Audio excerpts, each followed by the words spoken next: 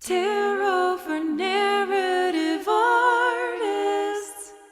The lesson you're about to watch begins with a thought experiment, and you'll need a way to write down or record your thoughts. Have a tarot deck handy too, to refer to as we talk through the cards du jour, and then to pull cards for a practice reading. At first, working with tarot can be like using a phrase book for a foreign language you don't speak yet. As you internalize the vocabulary of the deck through repetition, it comes alive with fluency. But fluency isn't necessary for meaningful communication, and I've found the cards helpful from the jump. So, let's jump in. Tarot for narrative artists. Hi there, Blind Oracle here. I see you, and I come in peace. Welcome to Tarot for Narrative Artists. This course will give you the skills you'll need to start using tarot as part of your creative process. Tarot can be an idea-generating machine. It can be writer's block Drano.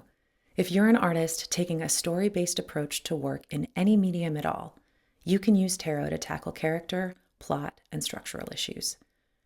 I want to be clear when I introduce myself because the name Blind Oracle and the glasses do beg the question. I'm not blind. Blind Oracle is just a nickname that also strikes me as an apt metaphor when I stand at the intersection of the literary and the unspeakable. To me, that's where narrative art lives. I brought the tarot deck into my artistic process because art imitates life, and the tarot does too. The cards are like bullet points that outline the human journey with imagery and archetypes you can reflect upon to inform your work. There are two types of cards in the tarot, and over the course of this course, we will discuss them both in detail. The 21 cards in the major arcana, for our purposes, deal with plot. The 56 cards of the minor arcana address character. That leaves one more card, card 0, the Fool.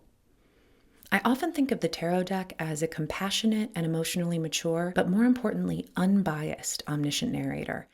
And the Fool is the archetype the tarot offers to embody its own narrative perspective. Above all, the Fool is two things, neutral and process-oriented.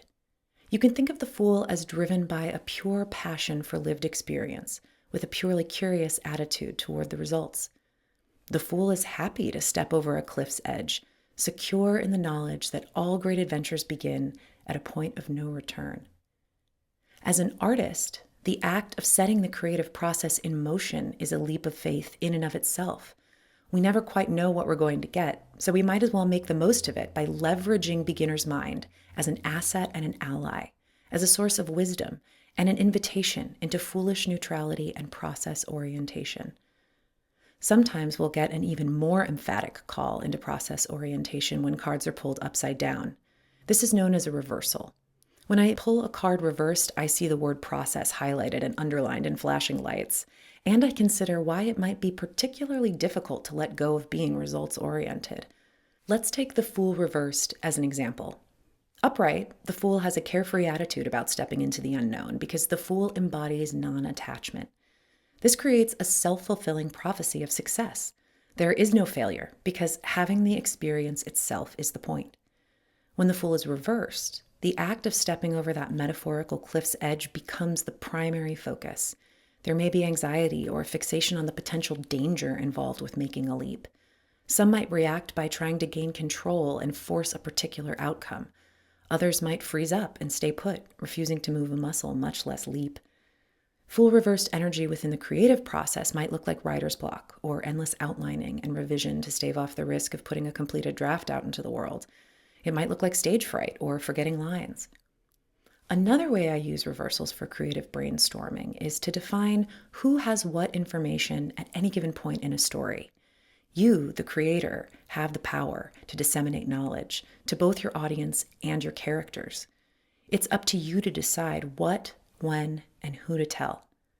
Depending on the context, a reversal might indicate the importance of what is not known and who doesn't know it. It's easy to understand why reversals might feel sticky to many people, like the bad version of a card or its opposite. It's practically inevitable that cards will trigger good and bad feelings when you consider them, but when you notice yourself having an emotional response to the cards, let it remind you that neutrality is a key guiding principle of tarot interpretation. There are no good or bad cards in actuality. Context will tell whether a card is operating as a point of friction or a path of least resistance. Friction can be uncomfortable and often painful, of course, but that doesn't make it bad. Without any friction, there wouldn't be any sensation or any stability, and whatever the case may be, the cards provide data and an opportunity to understand something based on the dynamic that is at play. You'll notice that much of the dynamic that is at play in the tarot deck is expressed through a hierarchical, gendered binary. The deck is also loaded with colonial concepts. Emperor and empress, kings and queens. These are powerful archetypes with a long history that precedes our present reality of violence and oppression. Colonialism is not neutral, but the tarot still is. All of us were born into a hierarchy, and the stories we tell exist within the framework of that hierarchy. Metaphors we can understand need to be based upon concepts we already know. And in my view, the deck asks us to see a broader, non-hierarchical power that is being filtered through our familiar cultural power structures. This creates the familiar outcomes we see in the world around us. We then get to choose whether to try reaching beyond familiar outcomes, to try accessing that same broad power through differently shaped institutions. That would create different outcomes. Mechanically, within the artistic process, we all encounter writer's block and structural issues, underdevelopment. If we filter our creativity through the tarot deck in such moments, we can bring a fresh perspective into the mix, and we won't be able to avoid fresh insights as a result. In a moment, I'm going to make a very ugly face and ask you to pause this video to take a quick sightseeing tour through your deck. Take a peek at all the different cards, notice if any of them strike you more than others. The purpose of this is to give yourself a little time to see the images without an agenda. Now, pause the video on my very ugly face and see what there is to see.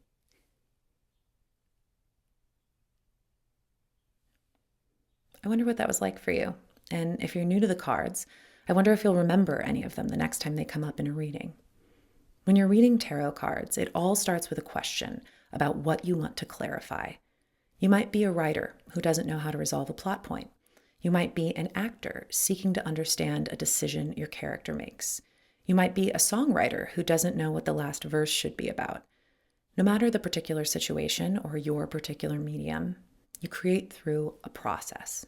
I pulled a card earlier asking, why is tarot such a useful tool for the creative process? And I got the 9 of Wands. All of the Wands cards are about action and creativity. And working with the tarot is both active and creative. Fundamentally, you do something with the cards. You put them in motion, and they in turn set you in motion. In the 9 of Wands in particular, you can see this solitary figure is wounded, guarded, and guarding. If you're seeking out new tools to integrate into your creative process, it might be because your creativity can be frustrating. It sometimes feels like an uphill battle or somehow broken. And tarot cards can help you break that energy. Playing with a deck of cards can shake things up and lighten things up. It can take some of the pressure off and act as a teammate so you're not going it alone. Because the deck is neutral, by definition, it cannot be in an adversarial relationship with you. That doesn't mean that working with the cards is always easy, though. It can be confronting because the tarot holds up a mirror in which we confront ourselves. In the beginning, I would recommend pulling just one card at a time. It keeps things as simple as possible while you're familiarizing yourself with the deck. The position of each card in a multi-card tarot spread acts as one facet of the answer to a given question.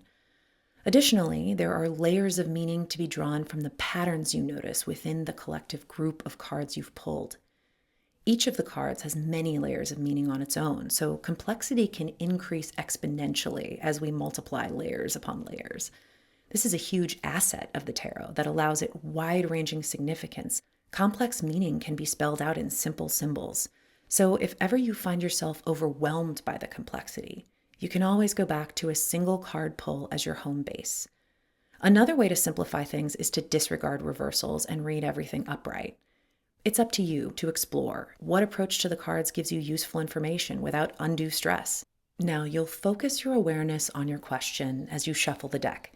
There's not a right way to shuffle the cards or pull them, but I do encourage you to develop your way. I personally shuffle the deck 3 times and then split it into 3 piles. If I'm reading for myself, I always choose the middle pile. If I'm reading for someone else, I let them choose which pile they want. Having a repetitive, even ritualistic method will help you slip into an automatic way of doing things over time. It sidesteps your analytical brain, like getting a bolt of inspiration while daydreaming in the shower or the car. I offer this as an ideal, but I'm certainly not implying that you have to be in any particular headspace to work with tarot cards. In fact, the best time to use them can be when you're agitated and overly analytical and stuck there. The bottom line is, try not to worry about it too much. You can't pull the wrong cards or pull the cards wrong. The whole point is bringing an element beyond your own confirmation bias into the mix. In a moment, I'm going to make another ugly face and ask you to pause this video and pull one card for the question, how can tarot enrich my creative process? We're only just dipping a toe in the water here. If you're not already familiar with the deck, you can simply look at the illustration and draw meaning directly from the images on the card itself. Free associate without worrying about whether what you see is widely accepted as right or wrong. You can also look your card up in a guidebook or online if that's right for you. However you do it is fine. In this course, I'm going to teach you a set of meanings for all 78 cards that are tailored to using them in the creative process. That's a starting point from which you will begin to develop your own unique relationship with the archetypes the deck offers, based on your own unique point of view and life experience. After that, I'll share some tarot spreads to support various aspects of your narrative craft. Your art emerges from your unique creative process. My art emerges from my unique creative process. The tarot deck frames the human experience itself as a creative process. Okay, it's your turn to give it a whirl. I'm about to pull that very ugly face I promised. When I do, pause the video and draw a card asking, how can tarot enrich my creative process? Depending on how you like to work, you can do some free writing about your card, or you could record a voice memo talking yourself through your interpretation. You might prop your card up somewhere you'll see it frequently and be reminded to continue contemplating what it means to you, digesting it over time. Now, pause the video on my very ugly face and give it a try.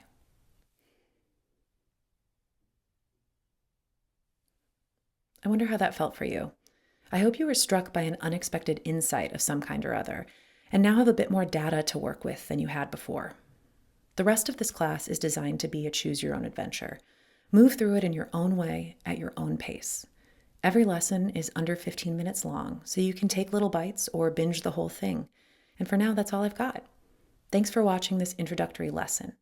In the next one, we'll begin our discussion of plot and the major arcana. See you there. Bye for now. Tarot for narrative.